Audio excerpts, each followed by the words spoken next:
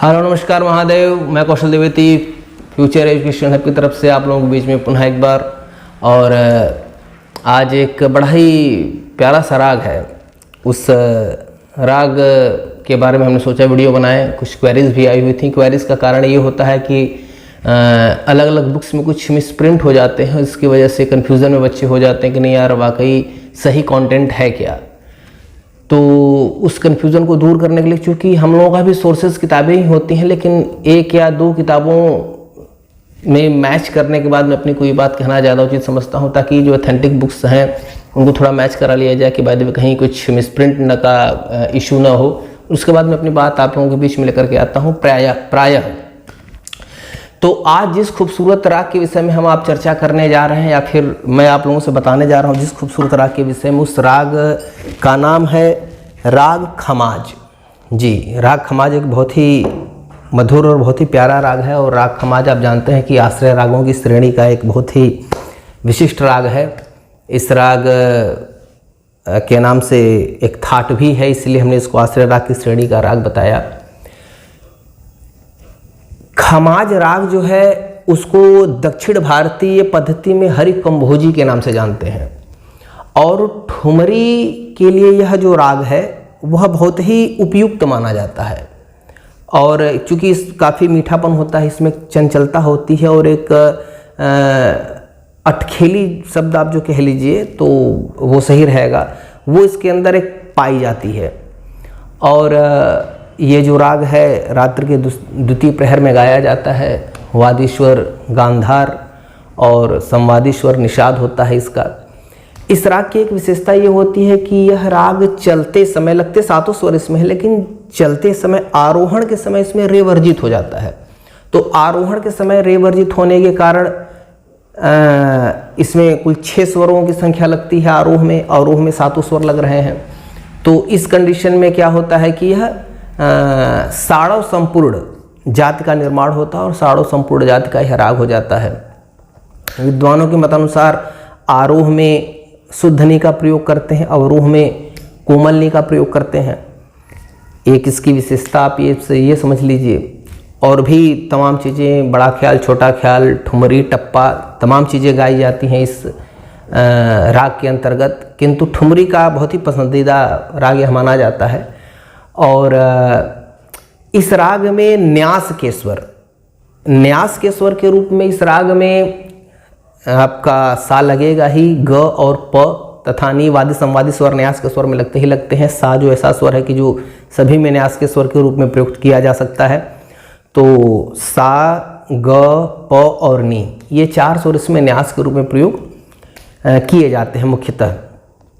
समप्रकृति राग की बात करें तो एक राग तिलंग है। वह राग तिलंग इसका समप्रकृति राग माना जाता है। और इस राग में कुछ स्वर संगतियाँ बहुत विशेष रूप से देखने को मिलती हैं, जैसे कि गमा पधा निशा, ये इसका समूह जो है मिलेगा। निशा बार बार आपको देखने को मिलेगा इस राग में। उसके बाद सानी धप, ये संगति देखने को आपको मिलेगी। तो इस तरह से कुछ स्वरों की संगतियाँ इसकी रहती हैं, जिसके कारण ये राग पहचान में जल्दी आ जाता है और अपनी मधुरता को बिखेरता है। मेरा ये मानना है कि किसी भी राग को तैयार करने के लिए अगर आप क्लासिकल बैकग्राउंड से नहीं हैं, तो इस कंडीशन में भाई देखिए, क्लासिकल बैकग्राउंड से अगर आप हैं तब तो सोने पे सुहागा, बहुत अच्छी बात है।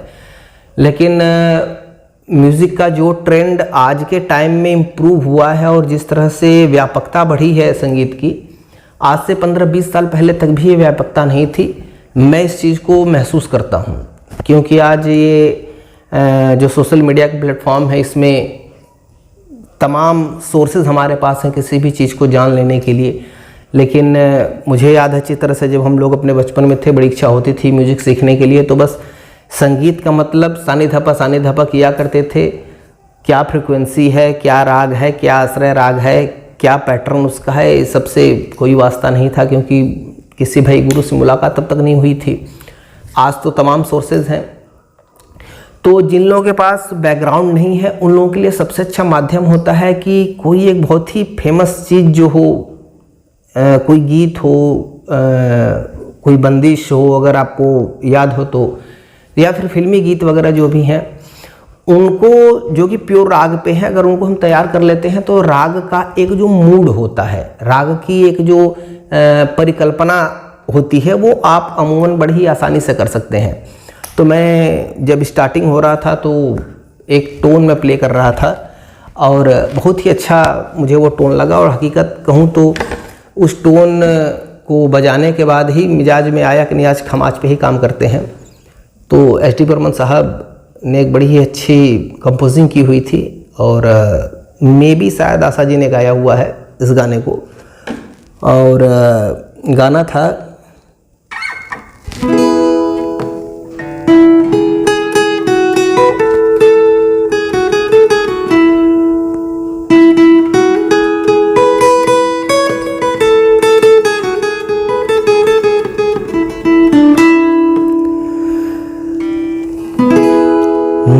नजर लागी राजा तोरे बंगले पर, नजर लागी राजा तोरे बंगले पर, जो मैं होती राजा छत की कोयलिया, जो मैं होती राजा छत की कोयलिया, कूक पड़ती राजा तोरे बंगले पर, नजर लागी राजा तोरे बंगले पर, नजर लागी राजा तोरे बंगले पर। बहुत ही प्यारा गाना है, इस गाने को गुनगुनाएं, और उसके साथ साथ खमाज की जो बारीकियां हैं, जो इसकी विशेषताएं हैं, और जो जो बिंदु ऐसे हैं जो कि परीक्षा के दृष्टिकोण से आपके लिए यूज़फुल हो सकते हैं, इस गुनगुनाहट के साथ, इस मधुर ध्वनि के साथ उस चीज़ को पूरी तरह से तैयार कर लें। तब तक के लिए धन्यवाद। अगली वीडियो में फिर मुलाकात होगी। और हाँ, जाते जाते मैं एक बात और कह दूं कि मे भी संडे को मैं टेस्ट रखूँगा, ऑनलाइन टेस्ट, और उसके पहले मैं आपको इन्फॉर्म कर दूंगा, इसलिए आप आने वाले वीडियोस को देखते रहें, क्योंकि टाइमिंग मैं उसी वीडियो में बताऊंगा कि किस टाइम पे हम लोग लाइव क्लास लेंगे। लाइव टेस्ट होगा, और मैं कोशिश करूंगा कि हफ्ते में 1 या 2 दिन वो टेस्ट लिया करूं, ताकि आप लोग जितनी तैयारी कर रहे हैं वो आप प्रॉपर वे में रिवाइज़ कर रहे हैं कि नहीं रिवाइज़ कर रहे हैं, इसका आकलन आप सही तरीके से कर सकें। इन्हीं बातों के साथ आज की वीडियो कहीं समाप्त करता हूं, और तब तक के लिए महादेव, नमस्कार।